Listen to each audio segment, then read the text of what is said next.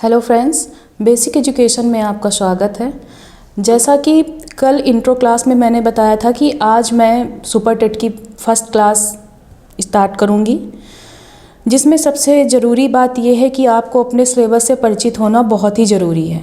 क्योंकि अगर आपने अपना सिलेबस अच्छे से समझ लिया तो मानिए आपको अपने सारे टॉपिक्स अच्छे से पता हो जाएंगे, जिससे कि आपको एक ये चीज़ पता चल जाएगी कि हमें कितने दिन में कितनी चीज़ें किस हिसाब से कंप्लीट हो रही हैं या टॉपिक वाइज कंप्लीट हो पा रही हैं कि नहीं।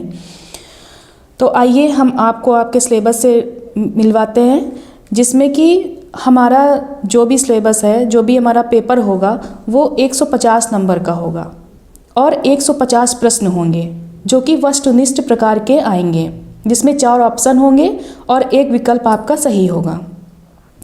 और हमारे 14 सब्जेक्ट होंगे, जिनमें से हिंदी, अंग्रेजी, विज्ञान, गणित, पर्यावरण एवं सामाजिक अध्ययन क्लास 12th के स्टैंडर्ड के अकॉर्डिंग आएगा।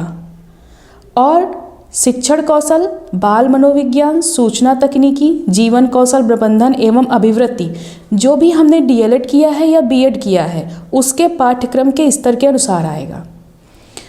अब हम आपको ये चीज़ भी बताते चलें कि कितने नंबर कवर कर रहा है कौन सा सब्जेक्ट, जिससे कि आपको एक अंदाज़ा लग जाए कि हमें किस सब्जेक्ट में कितना टाइम देने की ज़रूरत है।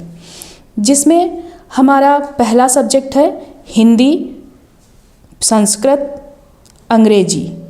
जो ये 3 सब्जेक्ट हैं ये भाषा के क्षेत्र में आते हैं, जो कि 40 नंबर कवर करेंगे। मेरे 40 नंबर इन 3 सब्जेक्ट से आएगा। अगला है विज्ञान, जो कि 10 नंबर की आएगी। गणित 20 नंबर की आएगी। पर्यावरण एवं सामाजिक अध्ययन 10 नंबर का आएगा। शिक्षण कौशल ये भी 10 नंबर का आएगा। बाल मनोविज्ञान 10 नंबर का आएगा। सामान्य ज्ञान एवं समसामयिक घटनाएं, सामान्य ज्ञान जो कि हमारा जीके हो गया, और समसामयिक घटनाएं मीन्स करंट अफेयर्स 6 मंथ का, वो 30 नंबर का आएगा। तार्किक ज्ञान मीन्स रीजनिंग 5 नंबर की आएगी। सूचना तकनीकी मीन्स कंप्यूटर 5 नंबर का आएगा। जीवन कौशल या प्रबंधन एवं अभिवृत्ति ये भी 10 नंबर की आएगी। टोटल हमारा सिलेबस 150 नंबर में डिवाइड हो गया है। अब हमें इसके अकॉर्डिंग अपनी प्रिपरेशन जारी करनी होगी, जिसमें से अब हम सबसे पहला अपना टॉपिक यानी सब्जेक्ट आज शुरू करेंगे हिंदी। अब मैं सुपर टेट के हिंदी सब्जेक्ट के पहले टॉपिक को स्टार्ट करती हूँ, जो कि पहला टॉपिक हमारा क्या है, व्याकरण एवं अपठित गद्यांश, पद्यांश और ग्रामर कॉम्प्रिहेंशन। ये हमारा हिंदी सब्जेक्ट के अंतर्गत आएंगे, जिनमें से सबसे पहले आज मैं व्याकरण शुरू करती हूँ। पहले व्याकरण ख़त्म करूँगी, फिर आपके अपठित गद्यांश, पद्यांश, फिर ग्रामर और कॉम्प्रिहेंशन, जिससे कि आपकी हिंदी सब्जेक्ट पूरी तरह से ख़त्म हो जाएगा। तो सबसे पहले आते हैं व्याकरण में। व्याकरण में सबसे पहले आते हैं हिंदी वर्णमाला। हिंदी वर्णमाला तो सबसे पहले अब अगर हिंदी में आए हैं तो सबसे मेन चीज़ हमें जानना होगा कि हिंदी शब्द किस भाषा से लिया गया है। जिस सब्जेक्ट को पढ़ रहे हैं उसके बारे में हमें पता होना चाहिए कि हमने इसको कहाँ से लिया है। तो ये हमने फारसी भाषा से लिया हुआ है। फिर व्याकरण में सबसे पहले चीज़ ये आती है कि भाषा की जो सबसे छोटी इकाई होती है वो क्या कहलाती है। जो भी हम भाषा बोल रहे हैं उसकी सबसे छोटी इकाई क्या कहलाती है, ध्वनि कहलाती है। अगला है वर्णों यानी अक्षरों के व्यवस्थित समूह को क्या कहते हैं। वर्णों के व्यवस्थित समूह को क्या कहते हैं, वर्णमाला। यही क्वेश्चन हमारे आएंगे, जो कि हमें ऑब्जेक्टिव में ये ऑप्शन आएंगे ऑप्शन में, और हमें यही टिक करने होंगे। अगला आता है सबसे बड़ी चीज़ होती है व्याकरण में, वर्णमाला में वर्ण। तो वर्णों की कुल संख्या कितनी होती है। तो अगर हम ऐसे नॉर्मल पेपर में आ जाता है कि वर्णों की कुल संख्या कितनी होती है, तो वर्ण हमारे कुल 52 होते हैं। कुल वर्ण आ जाए या फिर लेखन के आधार पर आ जाए तब भी हमारे वर्णों की कुल संख्या 52 होती है।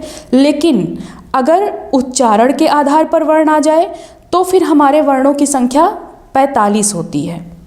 फिर से ध्यान से सुनिएगा, लेखन के आधार पर वर्ण 52 होते हैं, या आ जाए कि वर्णमाला में कुल वर्ण कितने होते हैं? तो 52 होते हैं।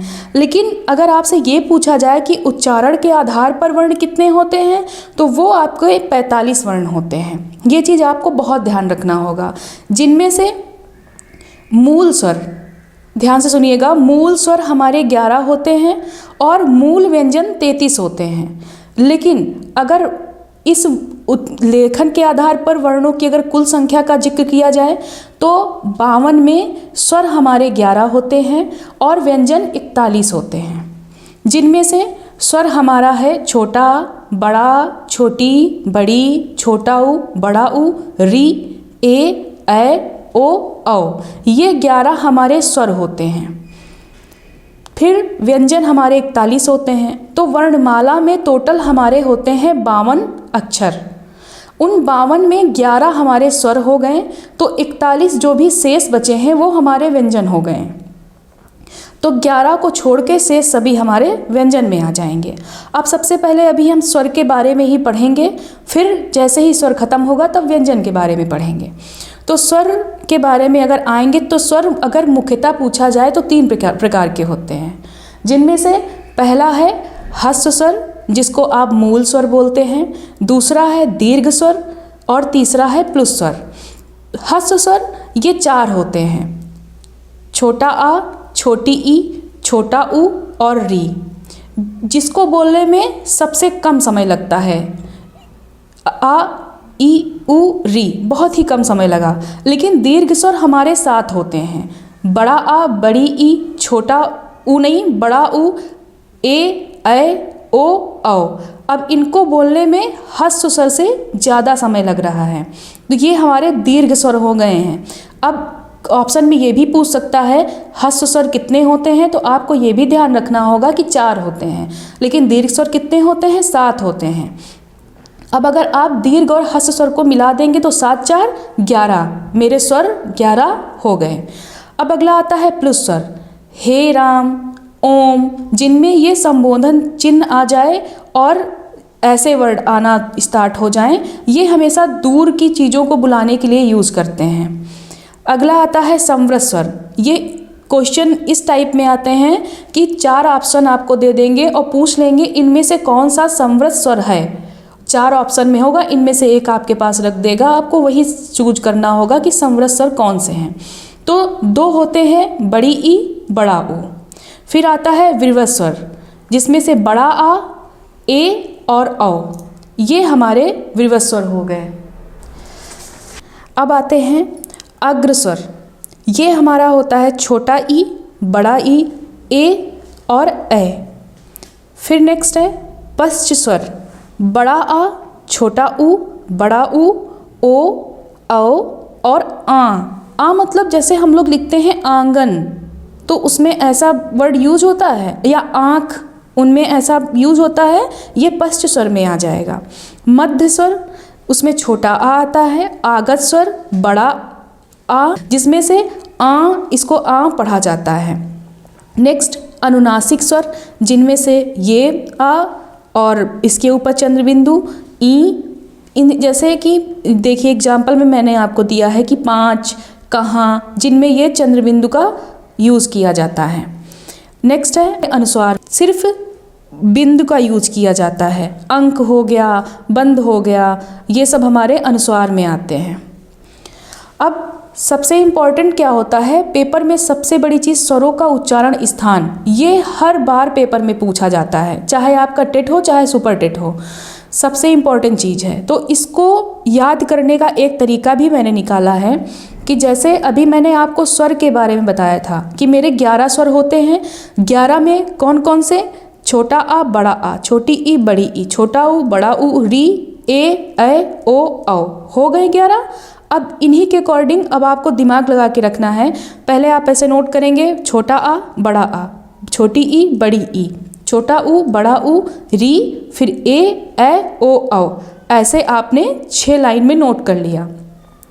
अब पहले आप ध्यान रखेंगे कि पहले हमारा क्या आता है, कंठ, फिर तालु, कंठ के बाद हमारा ऊपर तालु आता है, तालु, फिर उसके बाद होंठ, मतलब कंठ, फिर तालु, फिर होंठ, फिर मूर्धा, मतलब मुंह से जो हमारी उच्चारण होते हैं कुछ वर्ड, मूर्धा, फिर कंठ तालु, फिर कंठोस्त।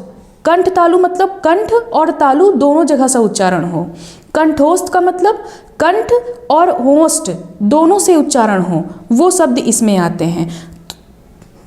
तो छोटा आ बड़ा आ कहाँ से उच्चारण होता है? कंठ से, मतलब ये जो उच्चारण होता है कंठ से होता है।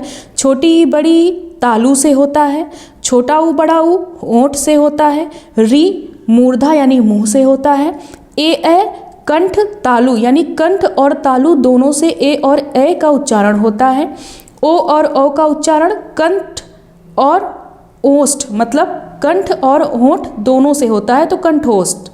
अब आपको ये लाइन ऐसे ध्यान रखना पड़ेगा, कंठ तालु होंठ मूर्धा, फिर याद रखेंगे कंठ और तालु मिला देंगे तो कंठ तालु, फिर कंठ और होंठ मिला देंगे कंठोष्ठ। ऐसे इस सीक्वेंस से याद रखेंगे तो आपसे कभी भी पेपर में पूछेगा तो आपको बिल्कुल याद रहेगा कि होंठ में कौन कौन से उच्चारण होते हैं। ठीक है, तो आज आपका स्वर कंप्लीट हो गया। अब कल नेक्स्ट क्लास में मैं आपको व्यंजन के बारे में बताऊंगी। बस सबसे बड़ी चीज़ है कि अब स्वर से आपसे कहीं भी क्वेश्चन होगा तो स्वर के सारे जितने भी चीज़ें थी वो आपको पता चल गई। अब कल हम व्यंजन के बारे में बताएंगे, लेकिन उससे पहले आज मैं आपको एक प्रश्न देना चाहती हूँ जिसको आप कमेंट्स में हमें उसका आंसर बताएंगे और मैं उसका सही आंसर अपने नेक्स्ट वीडियो में आपको बताऊंगी। प्रश्न हमारा ये है, जो व्याकरण जानता है वाक्यांश के लिए एक शब्द क्या होगा? क्योंकि आज हम व्याकरण पढ़ रहे हैं इसलिए हमारा प्रश्न व्याकरण से संबंधित है। जो व्याकरण जानता है वाक्यांश के लिए एक शब्द क्या होगा, इसका आप लोगों को आंसर कमेंट में देना है। ठीक है, फिर मिलते हैं नेक्स्ट वीडियो में। अगर आपको मेरा ये आज का वीडियो अच्छा लगा हो तो प्लीज़ चैनल को लाइक करें और अपने दोस्तों को अधिक से अधिक शेयर करें, जिससे कि उन तक भी जो ये नॉलेज है उन तक पहुंच पाए, उनका सहयोग करें। और अगर आप और भी वीडियोस मेरे टॉपिक वाइज ऐसे ही आगे देखना चाहते हैं तो फिर चैनल को सब्सक्राइब कर लें, जिससे आपको सारे नोटिफिकेशन डेली वीडियोस के मिलते रहें और आप अपनी क्लास को कंप्लीट करते रहें। ओके, मिलते हैं नेक्स्ट क्लास में। Thank you so much.